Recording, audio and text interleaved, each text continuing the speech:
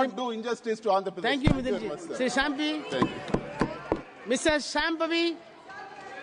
Mr. Shampavi. Please.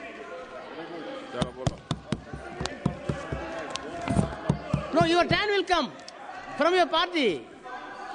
So, honorable member, you are a senior member. Wait. You are a senior member. If you want to react for each and every member from the treasury benches, we cannot conduct the house. Please, whatever be the allegation made by him can be counted by other member in your alliance. Please. धन्यवाद सभापति महोदय. I will look into. Anything unparliamentary, you tell me, please.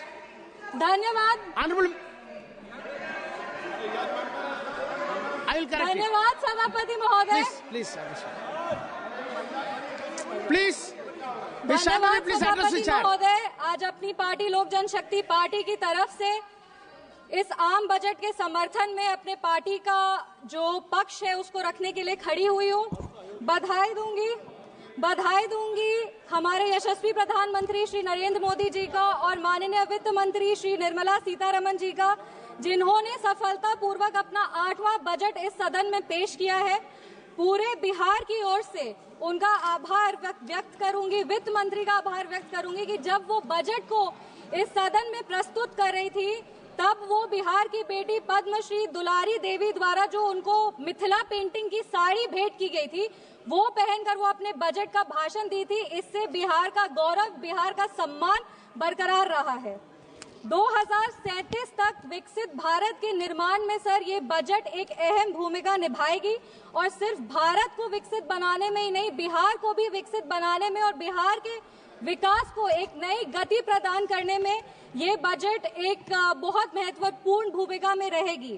कहीं हमने पढ़ा था कि the be in the budget stands for Bihar, और ये बात सत्य है कि आज बजट का बी बिहार के लिए, क्योंकि जब विपक्ष की सरकार थी तो बीमारों का बी बिहार के लिए होता था. हमने वो लंबा सफर तय करके आज एनडीए सरकार की वजह से हम यहाँ पर खड़े हैं. पूरे विश्व को शून्य देने वाले आर्यभट्ट, जो पूरे विश्व को शून्य दिए थे, उनका जन्म बिहार में हुआ था और ये वही शून्य है जो दिल्ली विधानसभा चुनाव में कांग्रेस पार्टी को आई थी. और अगर आज बिहार को 2 शून्य अधिक मिल रहे हैं तो विपक्ष को इतनी तकलीफ क्यों हो रही है?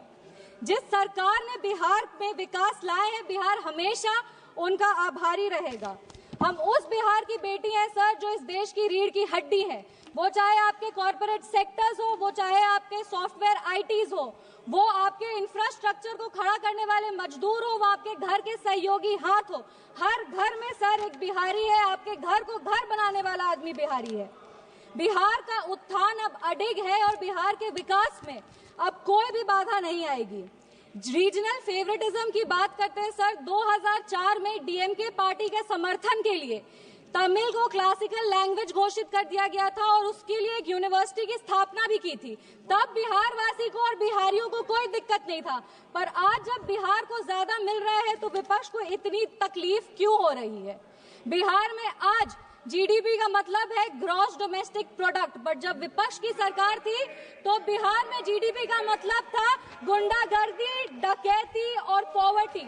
हम बिहार में जमीनी स्तर पे काम करते हैं, इन लोगों ने बिहार में जमीन हड़पने के लिए काम किया है. हम दोनों में बस यही अंतर है. संविधान विरोधी कहते हैं और नेता प्रतिपक्ष भी जब राष्ट्रपति अभिभाषण के धन्यवाद प्रस्ताव में बोल रहे थे तो जितने बार उन्होंने भारत का नाम नहीं लिया था उससे ज्यादा वो चाइना के बारे में बात कर रहे थे. और ये इनका एक ट्रेडिशन रहा है कि चाइना के मॉडल से ये बहुत प्रभावित रहते हैं. नेशनल एडवाइजरी काउंसिल भी चाइना से प्रेरणा लेकर के ही स्थापित की गई थी. हम राहुल गांधी जी को बस यही कहना चाहेंगे, राहुल गांधी जी, ज्यादा चीनी देश के लिए और सेहत के लिए, दोनों के लिए हानिकारक है. इंडिया अलायंस को देखते हैं सर तो एक गाना याद आता है. इंडिया अलायंस को देखते हैं तो एक गाना याद आता है, देख जमाने की यारी बिछड़े सभी बारी बारी. और Bihar election will be the last nail in India alliances coffin. इसके बाद इंडिया अलायंस वैसे ही इस धरती पर से विलुप्त हो जाएगा जैसे किसी समय में डायनासोर हुए थे. अगर हम बजट की बात करें तो वित्त मंत्री जी ने 50 लाख करोड़ का बजट दिया है, जिसमें 11,21,000 जो है वो कैपिटल एक्सपेंडिचर है। ये हमारे देश के निर्माण में एक अहम भूमिका निभाएगी। वित्त मंत्री जी ने अपनी भाषण की शुरुआत ही सरकार के एफर्ट्स को रेखांकित करते हुए कहा कि इस बजट का फोकस्ड ग्रोथ पे है, इंक्लूसिव डेवलपमेंट पे है, प्राइवेट सेक्टर इन्वेस्टमेंट पे है और enhancing spending power of India's riding middle class पे है। ये बजट एक गाइडिंग फोर्स के रूप में अपने आप को स्थापित करेगा और ये इस बजट का ही परिणाम है कि इतने ग्लोबल अनसर्टेनिटीज के बावजूद भी हमारा देश एक फास्टेस्ट ग्रोइंग इकोनॉमी है। Sir, I am the only speaker from my party. मेरे को अपनी बात पूरी करने का पर्याप्त समय मिलना चाहिए। No nation can prosper without respecting its farmers. किसान हमारे अन्नदाता है। अन्नपूर्णा देवी का साक्षात स्वरूप हमारे किसान है। काफी सारी ऐसी योजनाएं जो आत्मनिर्भर विचारधारा से किसानों को सशक्त करने के लिए लिया जा रहा है।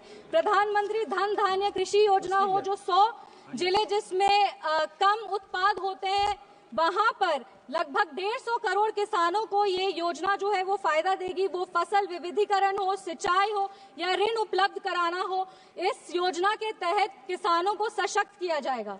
Rural prosperity and resilience programme के तहत ग्रामीण क्षेत्रों को मजबूत किया जाएगा। आर्थिक रूप से उनका सशक्तिकरण होगा।